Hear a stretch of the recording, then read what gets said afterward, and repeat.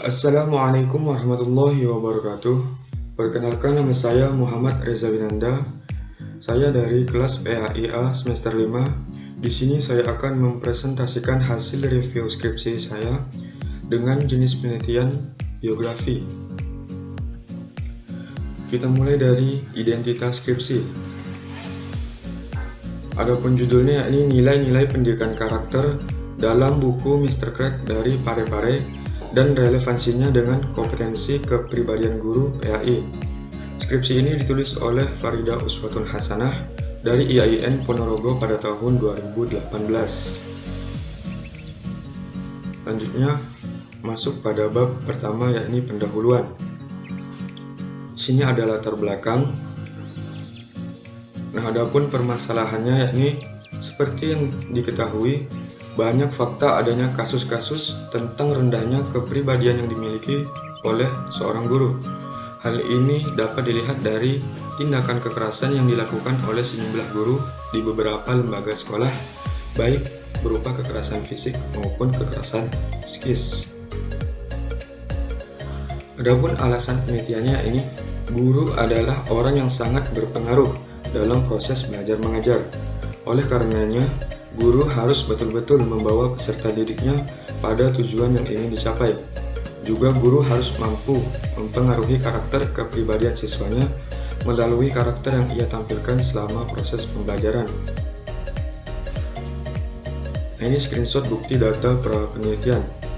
Pada skripsi, peneliti tidak menuliskan secara jelas mengenai data pra penelitian seperti pada umumnya.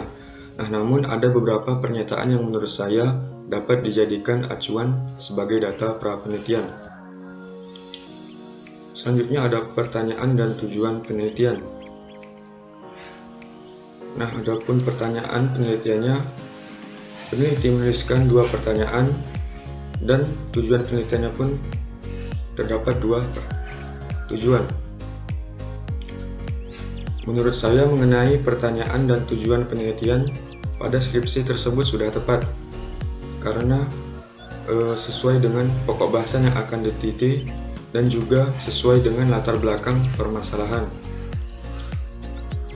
Kemudian ada manfaat penelitian. Nah, peneliti menuliskan manfaat secara teoritis dan praktis. Menurut saya mengenai manfaat penelitian sudah tepat. Dalam skripsi penulis menyatakan manfaat penelitian baik secara teoritis maupun secara praktis. Nah, yang kedua ada bab kajian pustaka. Di sini landasan teori ataupun kajian pustakanya, yakni teori yang dikaji yang pertama ada nilai-nilai pendidikan karakter. Kemudian ada kompetensi kepribadian guru PAI serta pendidikan agama Islam.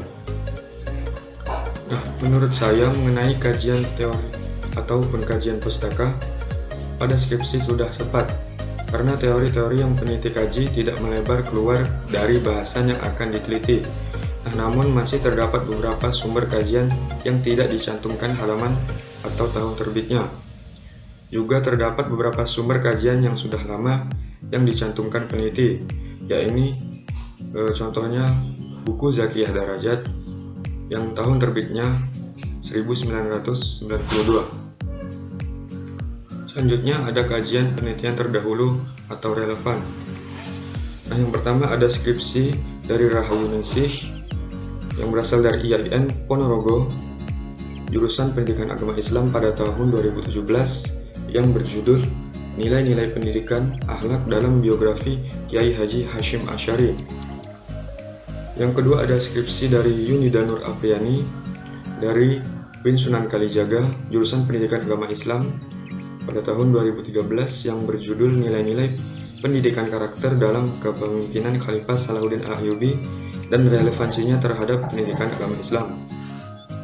Serta skripsi dari Anissa Humam dari UIN Sunan Kalijaga, Yogyakarta pada tahun 2015 dengan judul Nilai-nilai Pendidikan Karakter dalam Kepemimpinan Jenderal Hoegeng Iman Santoso dan relevansinya dengan kompetensi leadership guru pendidikan agama Islam. Menurut saya mengenai kajian penelitian terdahulu sudah sesuai dengan 3 macam skripsi yang peneliti cantumkan, sama-sama meneliti tentang nilai-nilai pendidikan karakter yang terdapat pada beberapa tokoh. Nah, peneliti juga lebih menekankan relevansinya dari nilai-nilai pendidikan karakter tersebut dengan kompetensi guru pendidikan agama Islam. Nah, hanya saja yang menjadi perbedaannya yakni terdapat pada tokoh yang diteliti. Selanjutnya masuk pada bab 3 yakni metode penelitian. Nah, adapun pendekatan dan jenis penelitiannya yakni peneliti menggunakan pendekatan deskriptif kualitatif, sedangkan jenis penelitiannya ini studi pustaka. Nah, ini screenshot bukti jenis penelitian dan pendekatan penelitian. Menurut saya seharusnya untuk pendekatan penelitiannya cukup peneliti tulis kualitatif saja, tidak perlu tambahan kata deskriptif. Selanjutnya ada tempat dan waktu penelitian. Nah, mengenai waktu dan tempat penelitian ini, peneliti tidak mencantumkannya pada skripsi.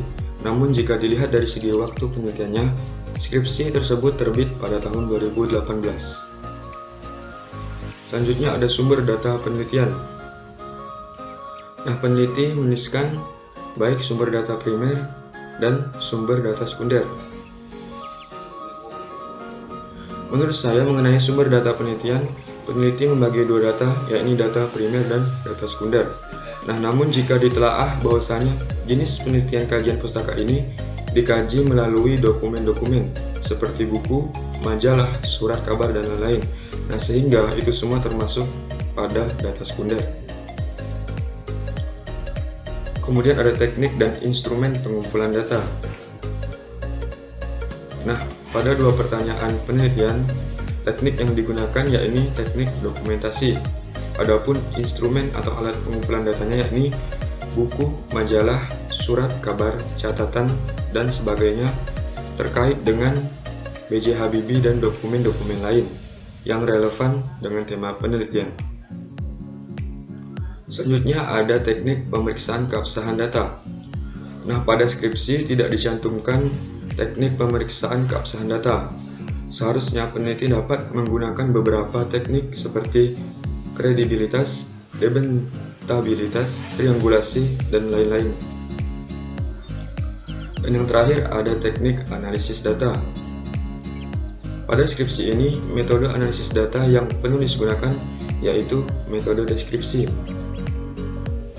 Nah, menurut saya, mengenai teknik analisis data yang dicantumkan peneliti kurang tepat, karena sejatinya dalam penelitian kualitatif itu, semua analisis dibuat dalam bentuk deskripsi ataupun mendeskripsikan data. Nah, seharusnya peneliti bisa menggunakan model-model teknik analisis data seperti teknik analisis data interaktif atau model Mesh dan Habermas dengan langkah-langkah reduksi, penyajian, serta verifikasi. Baik, mungkin itu saja yang dapat saya sampaikan. Kurang lebihnya mohon maaf. Jangan lupa berikan komentar pada video ini. Saya akhiri. Assalamualaikum warahmatullahi wabarakatuh.